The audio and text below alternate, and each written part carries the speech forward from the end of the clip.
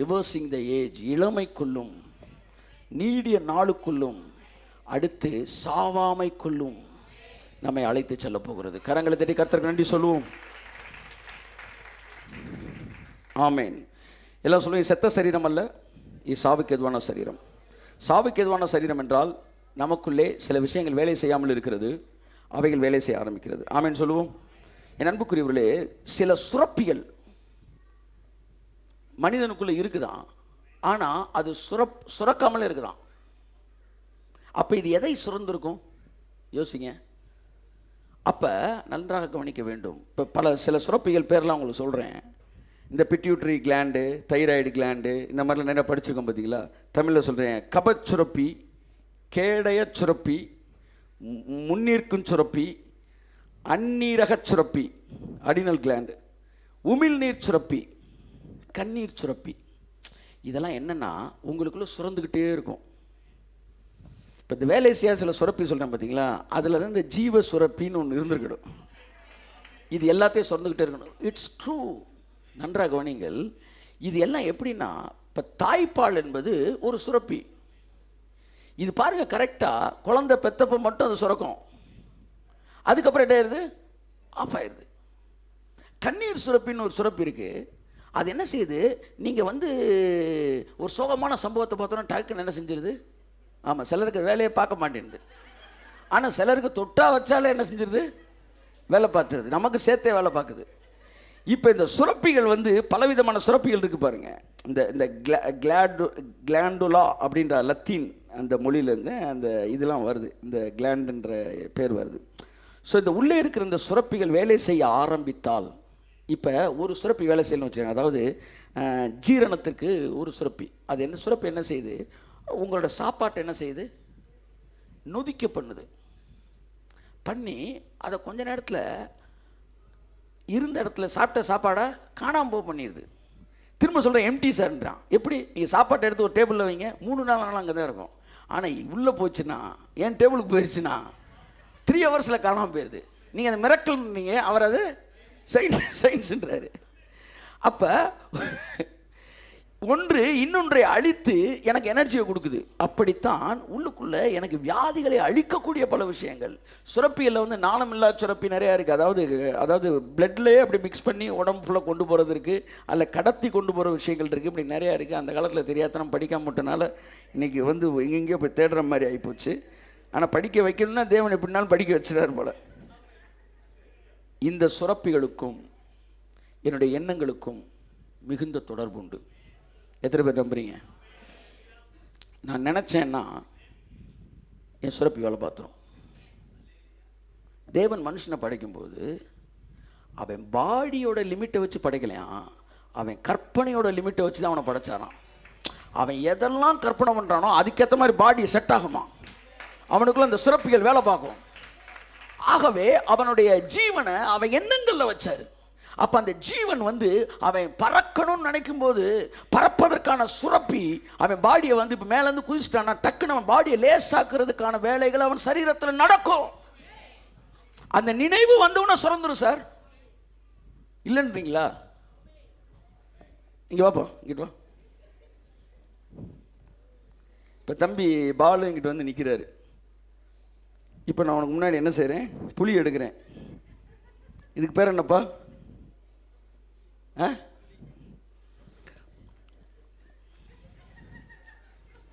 இப்படி சாப்பிட்டுக்கிட்டே இருக்கேன். நாதஸ்வர வித்வான் முன்னாடி போய் உட்காந்து அப்படியே புளியம்பழத்தை சாப்பிட்டீங்கன்னா நீ இப்போ முழுக்கிற.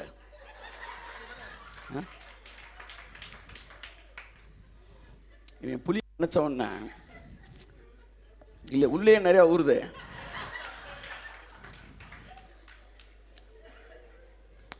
நல்லா அங்கே இருக்கு. உங்களுக்கு ஊறுதா ஊறலையா? ஏன் ஊறுது? புளியவே கையில் வாங்கலையே நீங்கள். இந்த சுரப்பு ஒருத்தர் வாயவே தொடச்சிட்டார் சார். சரி போப்பா.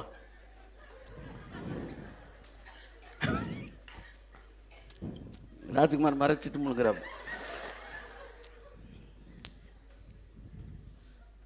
நீங்கள் நினச்ச உடனே உங்களுக்குள்ள எச்சு ஊறிடுது. எல்லா சுரப்பிகளும் உங்கள் சிந்தனையோடு தொடர்புடையது. அப்படித்தான் ஆரோக்கியத்துக்கு ஏதுவான சுரப்பிகள் எல்லாம்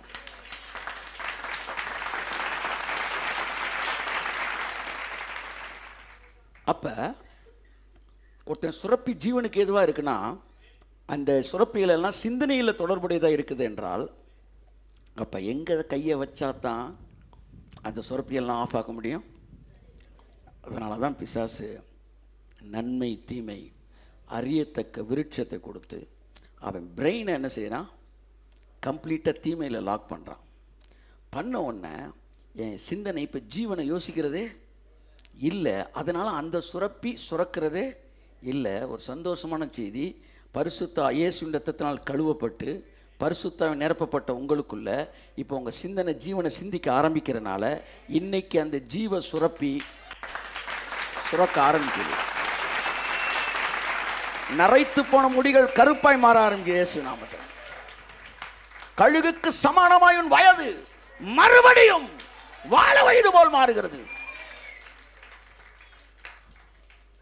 டெவில் இந்த அவனும் வந்து சயின்ஸ்லலாம் அவன் என்ன செய்ய வேலையை வைக்கிறான். உங்கள் சிந்தனையை எதிர்மறையாக்கி உங்கள் சரீரத்திலே பல விஷயங்களை வேலை செய்ய. சில சுரப்பிலாம் நல்லா வேலை பார்க்குதுங்க, சில சுரப்பிகள் கொஞ்சமாக தாங்க சுரக்குது.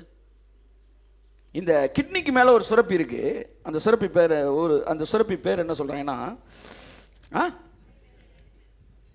அடினல் அந்நீரக சுரப்பின்றாங்க. இது வந்து சிறுநீரகத்துக்கு மேலே தான் இருக்கு. இது ஒரு முக்கோண வடிவத்தில் இருக்கு. இதனோட எடை வந்து வெறும் 12 கிராம். ஆனால் இதுதான் பாடியில் ஸ்டிராய்டு என்ன செய்யுது கொடுக்குது. இந்த ஸ்டிராய்டு தான் அவங்களை என்ன செய்யுது? பல விஷயத்தில் எனர்ஜியாக வச்சுருக்குது. நிறையா வித காரணமாகுது. இந்த ஸ்டிராய்டு பத்தலைன்னா வெளியிலேருந்து பாடி பில்டர்ஸ்லாம் என்ன செய்கிறாங்க? இந்த ஸ்டிராய்டு ஏற்றிக்கிறாங்க. பாடியை பில்ட் பண்ணுறதுக்கு வந்து அத்லட்டிக்ஸ் இவங்களாம் ஸ்டிராய்டு ஏற்றுறாங்க. ஆனால் நான் சொல்கிறேன், அப்போ ஸ்டிராய்டு தேவையான அளவுக்கு குறைவாய் சுரக்கும் என்றால் அவன் என்னவாயிடுறான்? ஜீவன் குறைந்தவனாய் மாறுறான். ஸோ இது என்ன செய்யுது? இதோட வேலை இளையம், அதாவது திசுக்கள் இருக்கு பார்த்தீங்களா, அதெல்லாம் அப்படி தூண்டி விடுவது. கையை பார்த்தீங்க சார், ஒருத்தனுடைய திசுக்களை சாகடிக்கணும்னா அந்த அந்த என்ன ஆண்ட்ராய்டு பண்ணிங்க ஆண்ட்ராய்டு சிறப்பு மாரி ஆயிடுது. அடினல் கிளாண்டை வந்து என்ன செஞ்சுட்டு கையை வச்சுட்டா அவன் என்ன ஆயிடுறான்? ஸ்டிராய்டு. அப்போ நன்றாக கவனியுங்கள், குறைவாய் சுரப்பது, சுரக்காமலே இருப்பது, இந்த பகுதிகள் எல்லாம் ஆதாம் பழத்தை சாப்பிட்டதினால் செயலிழந்து போனவைகள். ஆனால் கிறிஸ்துவுக்குள்ளே மறுபடியும் நாம் ரட்சிக்கப்படும் போது ஒருவன் கிறிஸ்துவுக்குள் இருந்தால் அவன் புது சிருஷ்டியாக இருக்கிறான். அவனுடைய எல்லா பகுதியிலும் வேலை செய்கிறதா இருக்கிறது. நான் சொல்லுகிற இந்த வார்த்தையை கேட்கிறவங்க ஒவ்வொரு வாழ்க்கையிலும் இன்றைக்கு உங்களுடைய சரீரத்தில் இருக்கிற அத்தனை ஆசீர்வாதமான காரியங்களும் சுரப்பிகளும் சுரக்க ஆரம்பிப்பதாக இயேசுவின் நாமத்தினாலே ஜீவன், ஆரோக்கியம், மகிமை, நீடிய வாழ்வு இவைகள் எல்லாம் நமக்குள்ள என்ன செய்ய ஆரம்பிக்க போகிறது? என் அன்புக்குரியவர்களே, ஆமாம், கிட்னி ஃபெயிலியர் மாதிரி கிளான்ஸ் ஃபெயிலியர் இருந்திருக்கு. இப்போ அதெல்லாம் இயேசுவின் நாமத்தில் என்ன செய்யுது? அந்த சுரப்பிகள் மட்டுமல்ல என் அன்புக்குரியவர்களே, பல விஷயங்கள் இந்த சரீரத்தில் வந்து ஒரு மால் ஃபங்க்ஷன் ஆகிருக்கு. அதனால் நல்லா கவனிங்க, ஒரு ஃபேனில் என்ன சொன்னது? கண்டென்சர் போனால் என்ன ஆகும்? ஸ்பீடு கம்மியாகி கடைசி என்ன ஆயிரும்? நின்றும். நின்ன பிறகு கண்டென்சர் போனனால நிற்கிது. அந்த நிற்கிறதுக்கு ஒரு டைம் எடுக்குது பாருங்க. அந்த காலகட்டம் தான் இப்போ வாழ்ந்துக்கிட்டு இருக்கிறோம். கண்டென்சர் என்னைக்கு ஃபெயில் ஆகி போச்சு. ஆனால் நம்ம ஸ்பீடு கொஞ்சம் கொஞ்சமாக என்ன செய்யுது? குறைஞ்சி 70-80 வரும்போது அப்படி ஆஃப் ஆகுது. ஆனால் கர்த்தரோ அந்த கண்டென்சரை மாற்றி விட்டா எவ்வளோ நாள் சார் போகிறோம்? இன்னும் 2 வருஷத்துக்கு கவலை இல்லை சார். நம்ம கர்த்தர் சொல்ல அடுத்த 2000 வருஷத்துக்கு டோன்ட் வரி, அது பாட்டுக்கு ஓடிக்கிட்டே இருக்கும். அவ்வளோதான், வீட்டுக்கு போங்க. இயேசு நாமத்தில் சாவுக்கு ஏதுவான சரீரத்தை, அதாவது செத்த சரீரம் வேற, சாவுக்கு ஏதுவான சரீரம் வேற. செத்த சரீரம்னா எதுவுமே வேலை பார்க்காது. சாவுக்கு ஏதுவான சரீரம்னா உயிரோடு இருக்கிற சரீரத்தில் செத்து போன சில பகுதிகள் இருக்கும். அந்த சரீரம் சாவுக்கு ஏதுவான சரீரம். இப்போ என்ன செய்கிறார் கர்த்தர்? இந்த சாவுக்கு ஏதுவான இந்த சரீரத்தை அவர் தம்முடைய ஆவியானவராலே மறுபடியும் உயிர்ப்பிக்கிறார். அல்லேலூயா சொல்லுங்க. உங்களுக்குள்ள அந்த ஆவியானவர் இருக்கிறார். இப்போ ஏன் இவ்வளோ நாள் அந்த ஆவியானவர் தான் இருந்தார்? எத்தனையோ பேர் அந்நிய பாஷை பேசிக்கிட்டே வயசாயிட்டாங்களே, எத்தனை பேர் அந்நிய பாஷை பேசிக்கிட்டே வியாதிகளை போனாங்களே, எத்தனை பேர் அபிஷேகத்தில் இருந்தே செத்து போனாங்களே சுகர் வந்து. என் அன்புக்குரியவர்கள் நன்றாக தெரிந்து கொள்ளுங்கள், கர்த்தருடைய ஆவியான மேல் வாசமாக இருக்கிறார். ஆனால் என்னைக்கு ஒரு விஷயத்தை நீங்கள் புரிஞ்சுக்கிறீங்களோ அன்னைக்கு தான் அது உங்களுக்குள்ள செயல்படும். அது மனிதனுக்கு தேவன் கொடுத்த உரிமை. அதெல்லாம் ஒவ்வொரு பார்த்து கேட்பார், நீ விரும்புகிறாயா, நீ விரும்புகிறாயா சொஸ்தமாக வேண்டும் என்று. ஏன்னா நீ விருப்பம்ன்ற சுரப்பி வந்தால் தான் அடுத்து நான் வேலை பார்க்க முடியும். அப்போ இதற்கு முன்பாக இருந்தவங்களாம் சாகணும் விரும்பாங்க, செத்துட்டாங்க. ஆனால் வாழணும்னு நினைக்கும்போது ஆவியானவர் அந்த வாழ்க்கைக்கு வாழ்வதற்கு ஏதுவான அந்த காரியங்களை நமக்குள்ளே துவங்குகிறார். இந்த வசனம் அழகாக சொல்லுது, இயேசுவை மரித்தோரிலிருந்து எழும்ப பண்ணின ஆவியானவர் உங்களில் வாசமாக இருந்தால் சாவுக்கு தான் உங்கள் சரீரங்களையும் அவர் தம்முடைய ஆவியினாலே உயிர்ப்பிப்பார். இந்த வசனம் உயிர்ப்பிப்பார்னு சொல்லும்போது இதுக்கு முன்னாடி ஒரு 4 வசனம் தள்ளி பார்த்தீங்கன்னா சிந்தனையை பற்றி பேசுகிறார். மாம்ச சிந்தை மரணம், ஆவியின் சிந்தை ஜீவன். ஏன் உயிர்ப்பிக்கிற பற்றி பேசும்போது, பாடியை பற்றி பேசும்போது, அனாட்டமி பேசும்போது, ஆர்கனை பற்றி பேசும்போது சிந்தனையை பற்றி பேசுகிறாருன்னா, சிந்தனைக்கும் உங்கள் அனாட்டமிக்கும் அதனுடைய அந்த செயல்பாட்டிற்கும் நெருங்கிய தொடர்பு உண்டு. ஆமென் சொல்லுவோம். முந்தின வசனத்தை வாசிங்க. ரோமர் 7:8-5-6 வாசிங்க. அன்றியும் மாம்சத்தின்படி நடக்கிறவர்கள் மாம்சத்துக்குரியவைகளை சிந்திக்கிறார்கள், ஆவியின்படி நடக்கிறவர்கள் ஆவிக்குரியவைகளை சிந்திக்கிறார்கள். மாம்ச சிந்தை மரணம், ஆவியின் சிந்தையோ ஜீவனும் சமாதானமுமா. பார்த்தீங்களா? மரணம் எங்கிருந்து வருது? சிந்தனையிலிருந்து வருது. சில சிந்தனை சில சுரப்பிகளை வேலை செய்யாமல் ஆக்கிருது. சில எதிர்மறையான சிந்தனைகள் தவறான விஷயங்களை அது சுரக்க வைக்க செய்கிறது. அதனால என்னவாயிருதுன்னா, ப்ரெஷர் இருக்கு, பிளட் ப்ரெஷர் இருக்கவனுக்கு கோபம் வருமா? நான் கேட்குறவங்களுக்கு கரெக்டாக பதில் சொல்லல. கோபப்பட்டுக்கிட்டே இருக்கவனுக்கு ப்ரெஷர் வந்துருமா? பார்த்தீங்களா? 2 ஆன்சர் வருது. பார்த்தீங்களா? அதுதான் எம்பிபிஎஸ் படித்த டாக்டர்கிட்ட போய் கேட்டிங்கன்னா பிளட் ப்ரெஷர் இருந்தால் கோவம் வரும் சார். நான் சைக்கியாட்ரிஸ்ட்டை போனீங்கன்னா நீ கோவப்பட்டுக்கிட்டே இருந்தா, ஆனால் ரெண்டுமே உண்மை தெரியுமா உங்களுக்கு? கோவப்பட்டுக்கிட்டே இருந்தான்னா அவனுக்கு என்ன வந்துடும்? ப்ரெஷர் இருக்கவனுக்கு சாதாரண விஷயத்து கூட என்ன செய்யும்? கோவம் வரும். சிந்தனைக்கும் நம்ம சரீரத்தில் ஒரு வியாதிக்கும் எவ்வளவு நெருங்கிய தொடர்பு இருக்கிறது. அப்போ சிந்தனை சரி செய்யப்படும் போது அந்த சரீர வியாதிகள் என்ன செய்கிறது? சரியாயிடுது. சரீரத்தில் சில வியாதிகளை கரெக்ட் பண்ணும்போது, சில சில சில சுரப்பிகளையும் சில வேலைகளையும் சரி செய்யும்போது அவன் கேரக்டரே கூட மாறிடுமா. அதனால தான் பாருங்களேன், யாக்கோபு நீ என்னை ஆசீர்வதித்தால் ஒழிய அப்படின்றான். உடனே கர்த்தர் சொன்னார், உன் பேர் என்னன்னு கேட்டார். அப்படின்னா நீ யாரான்னு அர்த்தம். ஹீப்ரூவில் வந்து உன் கேரக்டர் என்னன்னு அர்த்தம். அவன் சொன்னான், நான் எத்தனை, நீ எத்தனை இருக்க வரைக்கும் ஆசீர்வதிக்கப்பட முடியாதேப்பா. சரி, இன்னையிலேருந்து நீ யாக்கோபு இல்லை, இன்னையிலேருந்து அப்படின்னு சொல்கிறதுக்கு முன்னாடி என்ன செஞ்சார்? அவன் தொடையை அப்படி தொட்டார். இந்தியன் கமலஹாசன் மாதிரிண்ணே அப்படி வச்சு அப்படின்னாரு. யாக்கோபு டபக்குன்னு இஸ்ரேல் ஆகிட்டான். அது வரைக்கும் ஃப்ராடுத்தனம் பண்ண, ஏமாத்தினேன், எவனை காலி பண்ணலாம், எவனுக்கு காசு கொடுக்காம ஓடி போகலாம், இப்படி யோசனை தொடையில் ஒரு நரம்பு அப்படின்னு ஒன்று, நான் கர்த்தருக்காய் வாழ்வேன்ட்டான். யாக்கோபு இஸ்ரேலா மாறிட்டான். உங்களுக்கு அது மிரக்கிள், கர்த்தருக்கு அது சயின்ஸு. இன்னைக்கு சொல்றாங்க குடிகாரர்களுக்கு ஒரு சில நரம்புல ஒரு ஏரியாவை கட் பண்ணி எடுத்துட்டோம்னா குடிக்கிற எண்ணமே வராதுன்றாங்க. சன் டிவியில் அன்னைக்கு பேசியிருந்தேன் ஒருத்தன். அப்ப நல்லா கவனிங்க, சாவுக்கு ஏதுவான உங்கள் சரீரங்களை ஆவியானவர் தொடும்போது பெரிய மாற்றங்களை கர்த்தர். இன்னைக்கு வந்து ரெட்சிப்லாம் இந்த மாதிரி டச்சு தான் நினைக்கிறேன்.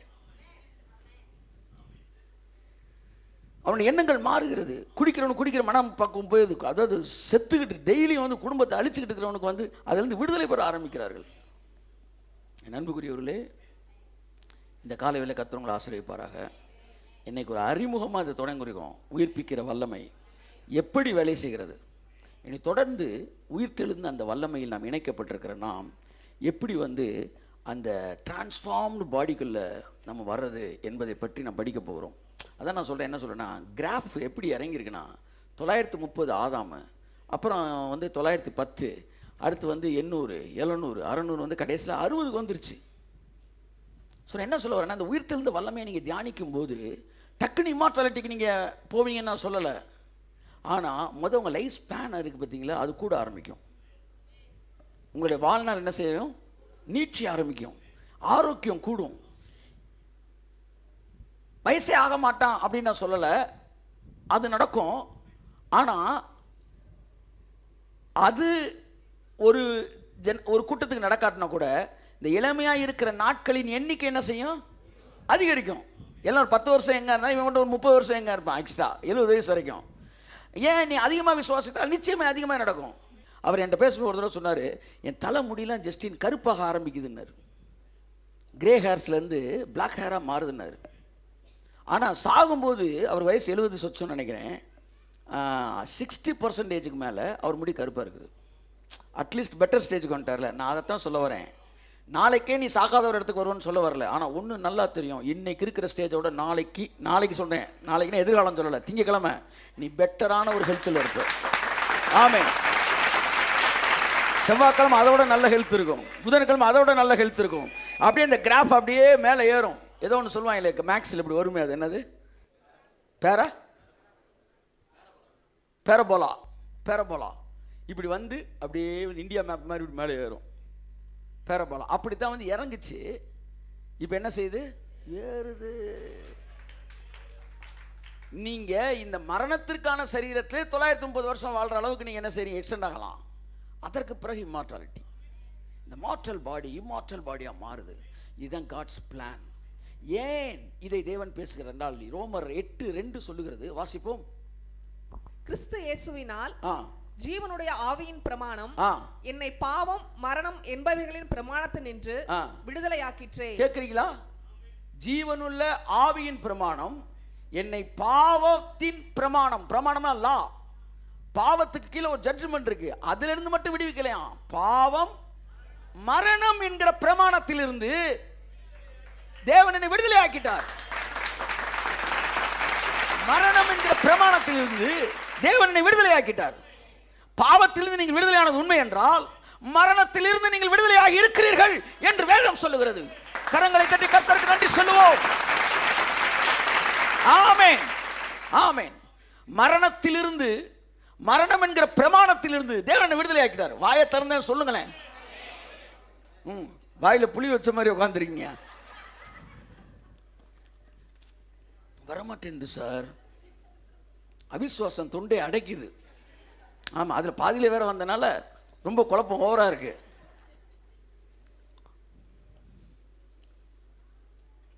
அந்த ஃப்ளோ வரமாட்டேங்குது. என்ன சொல்லுங்க, மரணம் என்கிற பிரமாணத்திலிருந்து என்னை விடுதலை ஆக்கினார். எழுதப்பட்டபடி பேசாவிட்டால், பைபிள் சொல்லுது, அவனுக்கு விடியற் காலத்து வெளிச்சம்.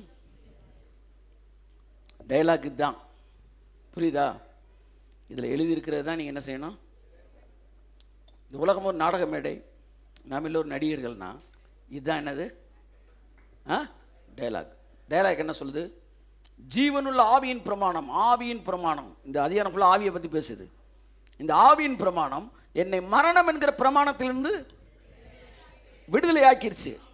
நீங்கள் கிறிஸ்துவுக்குள் இருந்தால், நீங்கள் ஆவிக்குள் இருந்தால், இந்த வருஷம் ஆவியானவரோடு நெக்ஸ்ட் லெவல் நம்ம பேசணும் இல்லையா, அது உண்மை என்றால் நீங்கள் மரணம் என்கிற பிரமாணத்திலிருந்து விடுதலையாக்கப்பட்டு இருக்கிறீர்கள். கரங்களை தட்டி கர்த்தர் கண்டு சொல்லுவோம்.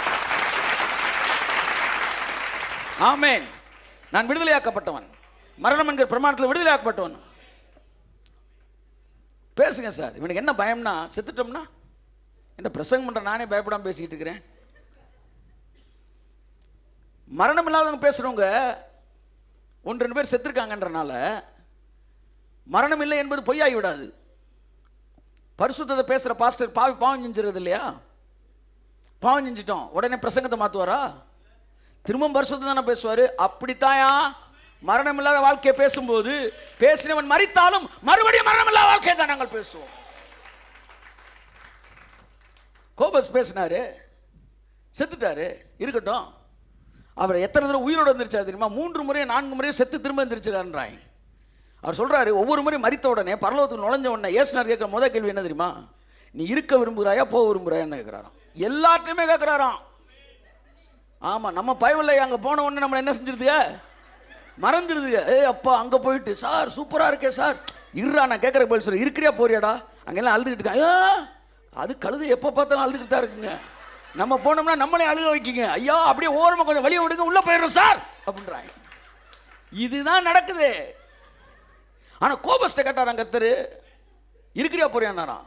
சொன்ன, ஆண்டவரே எனக்கு இங்கே இருக்குது ஆசை, ஆனால் பூமியில் நான் மரணம் இல்லாத வாழ்க்கையை பேசிக்கிட்டு இருக்கிறேன், அந்த ஜனங்களுக்கு நான் போக வேண்டும் நானா. சரி போடானா. எத்தனை தடவை? 3 டைம்ஸ் தான். என் அன்புக்குரியவர்களே, ஹல்லேலூயா. என்னை பொறுத்த என்ன சொல்றேன்னா, தோத்து போனவெல்லாம் அங்கே போயிரு, ஜெயிக்கின்றவன் இங்கே இரு. படிக்கணும்னா பள்ளிக்கூடத்தில் இரு. ஆமாம், ஓபி அடிக்கணும் வீட்டுக்கு போயிரு. பரலோகம் தான் தாய் வீடு, போயிரு. இங்கே நிற்கிற. நாங்களும் ஸ்கூலுக்கு படிக்க வந்திருக்கிறோம், உலகத்தை மாற்ற வந்திருக்கிறோம். ஆமேன். நாங்கள் வீட்டை காலி வேண்டி எப்படா ஓடுவோன்னு பெந்தேகோஸ்தக்காரன் சொல்லி கொடுத்தான்ல, இப்படியே வந்து குளிக்காத கொள்ளாத, வீட்டை காலி பண்ண சுத்தம் பண்ணாத, வந்து இந்த உலகம் ஒரு மாயின்னு சொல்லி அப்படியே செத்து போயிரு, செத்து தொலைஞ்சிரு. அப்போ தான் வேகமாக ஏசுனார் வர்றதுக்குள்ளே ஓடிடலாம். இது எதுக்கு பேசாமல் உயரமாக மலையிலேருந்து கூச்சிட வேண்டியதானே பரலோகத்துக்கு போகணும்னா? ஒருத்தன் வந்து பைக் வேணும் ரொம்ப நாள் ஜெபம் பண்ணிக்கிட்டே இருந்தானா. கர்த்தர் பைக்கே தரல. டக்குனு ஒரு பைக்கை திருடிட்டு போயிட்டு, ஆண்டவரே மன்னிங்க ஆண்டவரேன்ட்டானா. நான் சொன்னான், அந்த ஜெபத்தை கேட்கல, இந்த ஜெபத்தை கேட்பீங்களே, மன்னிச்சிருங்க அப்படின்னு டபக்குன்னு ஸ்டார்ட் பண்ணி கும்முன்னு கிளம்பிட்டான் ஹீரோ ஆண்டவன்ட்டு. அந்த மாதிரி மேலேருந்து விழுந்துட்டு, ஆண்டவரே மன்னியும் கூச்சிரு. செத்தவர்களை பரலோகத்துக்கு கூப்பிடுவது தேவனுக்கு சித்தம் அல்ல, பரலோகத்தை பூமிக்கு கொண்டு வருவதுதான் தேவனுடைய சித்தம். இது வானத்தின் வாசல். இந்த பூமி தி எக்ஸ்டென்ஷன் ஆஃப் ஹெவன். இந்த பூமியிலே தேவன் என்ன நோக்கத்தில் ஆதாமை படைத்தார்? மரணம் இல்லாத ஒரு வாழ்க்கை வாழும்படி படைத்தார். தைரியமா சொன்னாயாம் பவுல், ஆவியின் பிரமாணம் என்ன மரணம் என்கிற பிரமாணத்தில் விடுதலை ஆக்கிருச்சுன்னு. அல்லேலூயா. தைரியமா சொல்ல. உங்களுக்கு ஒரு ரகசியத்தை சொல்லுகிறேன், நாம் எல்லோரும் மரிப்பதில்லைனா. நான் தைரியம் சார். ஆமென். சத்தியம் சத்தியம்தான், அதில் மாற்றமே கிடையாது. ஆகவே நான் சொல்லுகிறேன், நீங்கள் கிறிஸ்துவுக்குட்பட்டு இருக்கிறீர்கள், உங்கள் பாவங்கள் மன்னிக்கப்பட்டிருக்கிறீர்கள், புது சிருஷ்டியாக இருக்கிறீர்கள். வெளியில் இருக்கிறவனுக்கு எல்லா இருக்கணும், நமக்கு இருக்கிற மாதிரி இருக்கும். ஆனால் அவன்கிட்ட வேலை செய்யாத பல விஷயங்கள் நமக்குள்ள வேலை செஞ்சுக்கிட்டு இருக்கு. வேலை செய்யுது சாரே, வேலை செய்யுது. கரங்களை தட்டி ஆமென், ஆமென், ஆமென்.